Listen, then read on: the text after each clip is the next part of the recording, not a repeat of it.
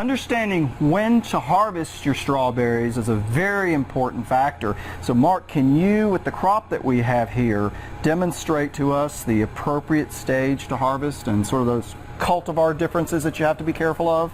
Sure. Right in front of me is the cultivar Albie On. And Albie On is pretty easy to tell when it's time to harvest. Albie On ripens to this nice deep ruby red, and when the fruit is all red, you know it's time to harvest. There'll be a little bit of lightness on the shoulders sometimes, even white sometimes, and you know that if it's at that stage, you probably have another day or so, depending on the season and the temperature, and when you can harvest. So how much white are you? Like, what's the right amount, or are you waiting for 100% red on the shoulders, or well, I don't, a little bit, or what's you'll never be able to have 100% red, I don't think. That happens once in a while, but typically there's going to be some white, but 90-95% of the fruit's going to be fully ripe. Okay. That's just part of the greenhouse conditions that cause that. So a small ring of white. Small ring of white is fine. Like I say, nearly all the fruit is ripe. And again, this has this really nice deep ruby color that lets you know that it's ripe. Now another cultivar we're growing here is Portola, and Portola is different. Portola starts out with this orangey color. It doesn't turn a deep ruby red like Albie On does, but it does redden up. And once basically you're just looking for the oranginess to go away, and it'll be replaced with this sort of lighter pinker red, and then you know that it's time to pick those fruit.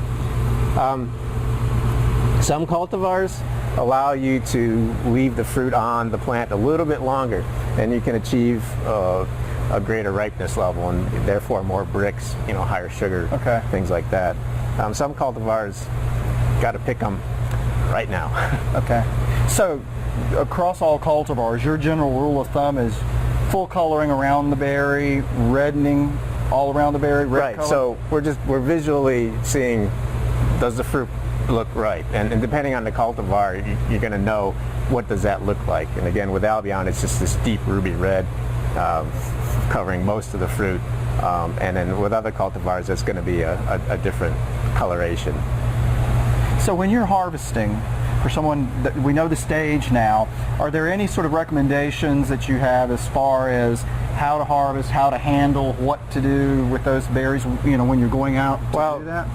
Yeah, these berries, being grown in the greenhouse, we're pushing them to the maximum ripeness. We're not concerned about picking them so that they're going to sit in a store and have room to ripen. We're going to pick them and sell them and eat them right away. So they're going to be a more delicate fruit. So you definitely want to take care when you're picking and just handle them carefully and not be too rough with the fruit. Right. If you're harvesting a strawberry and let's say you're a farmer's market grower, you're going to, tomorrow morning or within 48 hours, what conditions do you recommend after harvest for holding them until going to market? Well, commercially they hold right at freezing, but most people, smaller growers, wouldn't have that. So the standard refrigeration temperature of 37-40 degrees Fahrenheit, that's roughly 4 degrees centigrade, that's good enough. And that you will need to refrigerate fruit that's going to be held for that amount of time, for another day, because you will start to see some water loss, and a little bit of the glossiness will go away if you don't refrigerate. So if you're going to pick today and sell tomorrow, you definitely need to have some refrigeration. Some type of general refrigeration would work on there. Is there a particular humidity level that you're targeting? Well, basically, you're probably going to have them in a container that's going to maintain the humidity, either a clamshell or even some kind of plastic bag. But sometimes I'll just keep them in a rolled up paper bag, and they keep pretty well in the refrigerator in a rolled up paper bag. There's no condensation involved in that situation as well.